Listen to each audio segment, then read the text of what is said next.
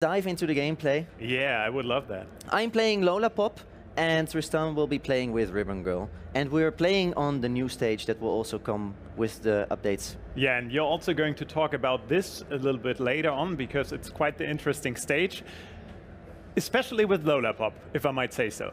Yes, exactly, because the stage is in a zigzag shape, which means that you can really make use of the defensive capabilities of Lola Pop to inflate herself, and it's going to be difficult for an opponent to grab you through the environment because it's a zigzag. But before we jump into the battle, let's take a quick look at the 3 arms that Lola Pop will bring with her to the game. So first of all, we have the Fun Chuck. And the Fun Chuck is an arm that spins towards the opponent, and depending on your movement pattern, it will spin in a different pattern. Then, next up, we have the Biffler, which is a 3-pronged vertical shot, and it has a blind effect. So if you charge your punch and you hit your opponent, it will blind the opponent shortly, which doesn't only look cool, it's also very, very useful. I love it. And lastly, we have the Clapback, which is a shield. And this is a very special shield because if you time your punch well, you can actually reflect an incoming punch towards your opponent. And if you charge the Clapback, which has a neutral property, if you charge it, you actually reflect the punch back with the charged effect of that particular punch. So you can really use it in very strategic ways. But let me first start off with the Fun Chuck and the Biffler. We have had enough talking. Right, let's get into action. If I throw the Fun Chuck in a straight from the ground, it goes in a vertical way. Whereas if I jump, it goes horizontally, and it actually will also act a little bit as a shield. For the Biffler, if I throw it and I try to hit the opponents, you can see that it has a blind effect. So that's actually really cool, and it opens up some possibilities to do a grab, for instance. So one of the unique things of Lola Pop, let's get rid of that one. Oh, sorry, Tristan. No, I'm done. So Lola Pop can inflate herself. Not only is this very good for defense, but she can actually move towards the opponent while being in guard or move away from her. Yeah. Which, especially in a narrow stage like this, can really corner an opponent quite quickly. Also, from guard, she can jump high and get hit in the air. She can jump high and do multiple dashes if you time it well. And when you jump and dash, you can inflate yourself. Oh. And you can actually block the first incoming punch, which is very similar to a kick like what Min Min has. Yeah, I always feel like this inflation is more or less, obviously it's not, but I feel like it's a bit of a taunt. Like, you jump around your enemy and then you inflate yourself. Well, what's interesting is that it really messes up the movement patterns that we're used to, because suddenly you can keep moving around and go in all these different directions while not being hit. Because when you inflate yourself, like what you saw here at the end, you block the first incoming punch. I think this was a good sort of introduction of these two weapons. Now let's go to the Clapback. So when I use the Clapback, I'm committing to a shield. So I really have to be careful to walk around and make sure that I'm not being overtaken like this by the guards. But Tristan is aiming very nicely at my shield. Oh. And you can see that I can punch it back to him. And there you could see I charged my Clapback, which meant that I could actually have the charge effects of Ribbon Girl's weapon and stun her briefly. Okay, I think we've had enough talking. Let's go for the action.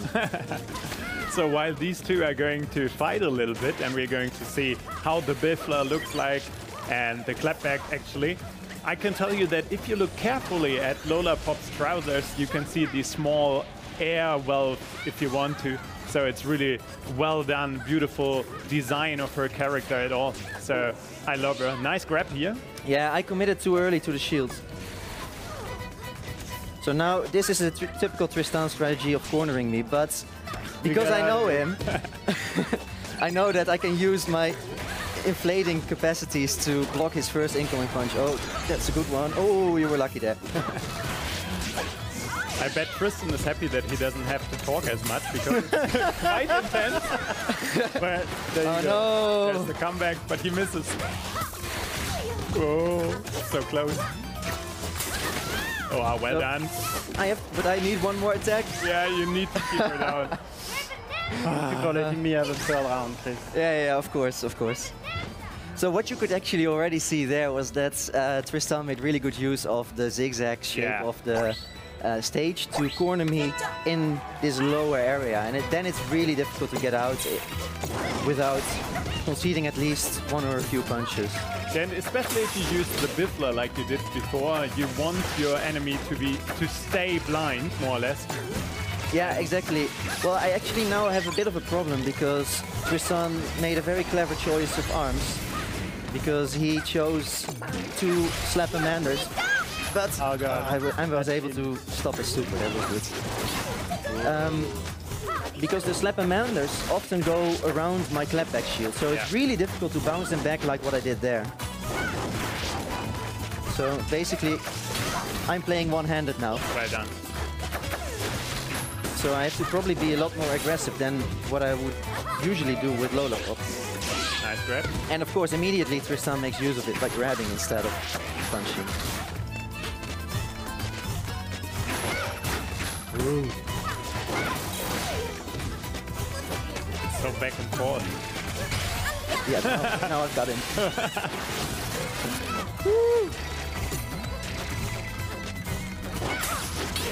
So very good. That's actually one of my favorite tricks with Lola Pop. That's because you have this inflating guard, you sort of can trick someone to come towards you, but when you jump after you're inflated, you jump higher, so it becomes really easy to jump over an incoming punch. And that way, what you could see was Tristan tried to come in, I jumped and I got over his punch, countered him and finished this round. Yeah.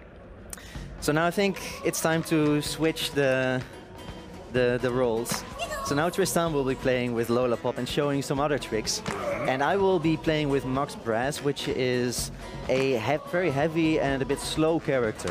And we are also changing the stage because, as we were able to see before, and as you already pointed out, that the map that we saw before is really narrow and there's this zigzag thing to it, so it's hard to move around, and once you get cornered, it's hard to get away from your opponent, but this time we're in the stadium again.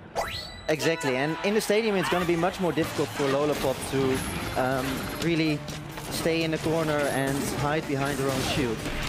So this is why I actually chose the Kablammer, so that I can whip it over the clapback shield.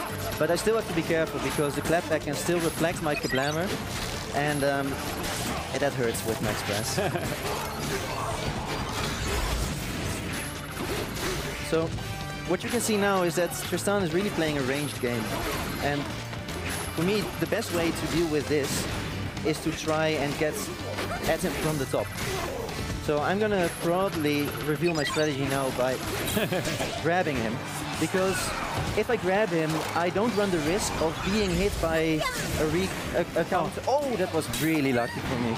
Because the stun explosion actually stopped his super. So this gives me a big advantage actually in this fight. And what you could also maybe have noticed there was that I used this little whip around of energy around to stop his incoming punch.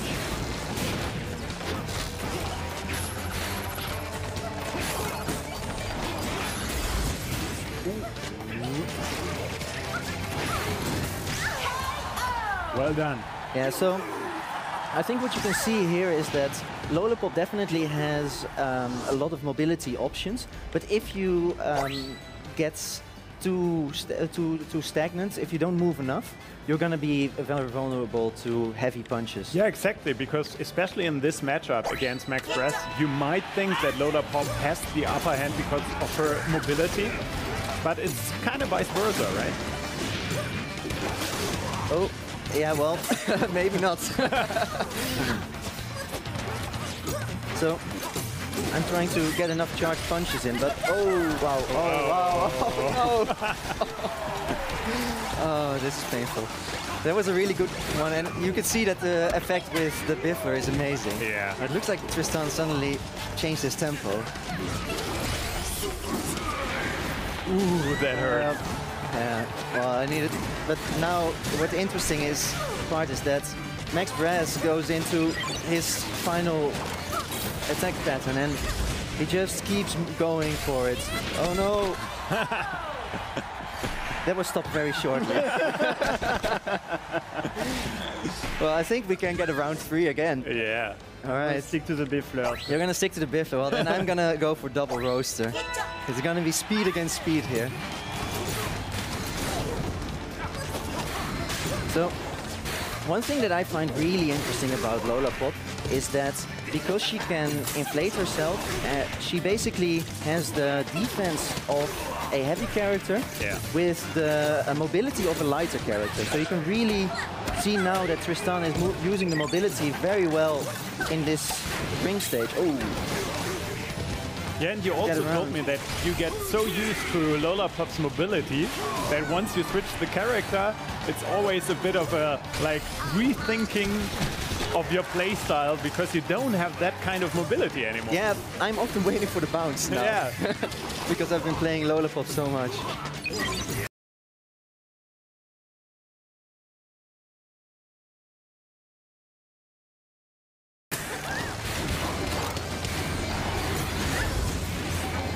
So now you can see that I'm using sort of predictive punching because I know that Tristan likes this sideways dash.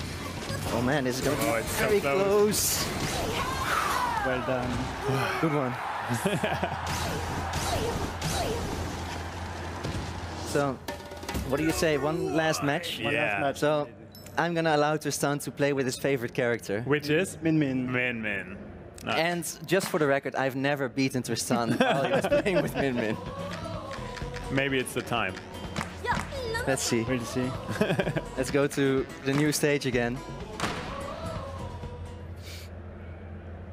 So let's talk a bit about the stage in general before we start into the matchup between Min Min and Lola Pop. So it's the new stage, obviously, that comes with Lola Pop. So it's her more or less home turf, if you want so. Yeah, exactly. Yeah, here is where she has been making a name for herself. You can see that there's a lot of candy influences. But what I particularly like is that at the side of the stage, there are some areas where you can squeeze a punch through, but it's going to be difficult to punch a grab through it. Yeah. So it's actually like a good defensive trick to be less vulnerable to direct hits, but you still have to be a bit careful because still something can go through. Yeah.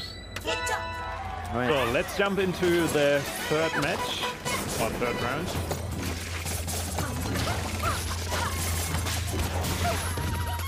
So I'm gonna use a very aggressive strategy because I have a feeling that's the only way I'm gonna beat Tristan. Yeah, you're going for the Tristan playstyle, like cornering him.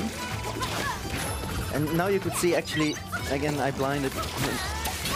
And then there's a little blue... Unlucky. Oh no, oh, that was a good one.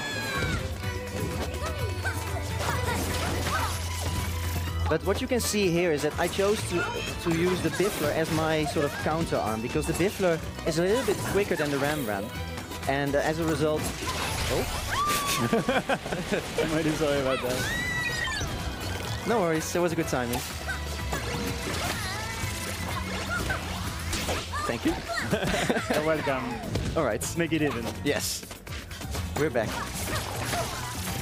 So, basically you can see that I'm constantly, when he's throwing a punch, trying to counter him because it's just simply too dangerous to let him go from afar because he will curve everything around my guard.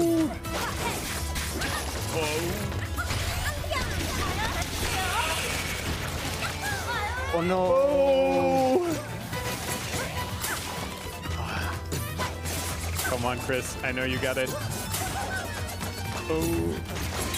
So I'm being waiting it out. He has his super ready, so I have to be careful. Oh! No! No! So close. They come out too fast. Oh, well done, Tristan. I knew you were going to activate your super. That's why I already punched, but I was too late. Yeah. All right, one last. Oh no! I should have gone for a clapback. What do you mean one last? That doesn't sound optimistic at all, Chris. I know myself.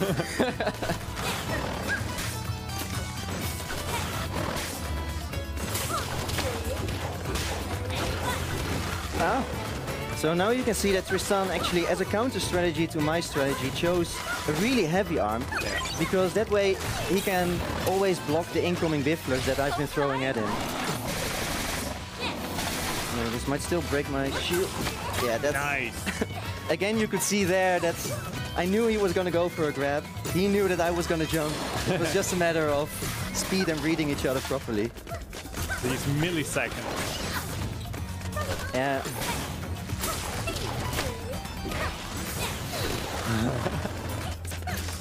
Oh, it's so tense. Well done.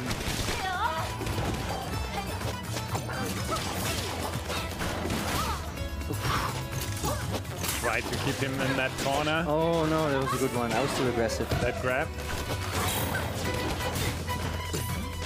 Come on, Chris.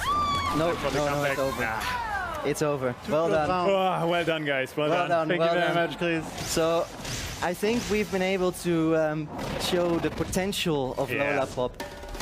What I really find interesting is that because she can inflate herself, she really has the defense of a heavy character, but at the same time, because she can use that inflation to really bounce away, she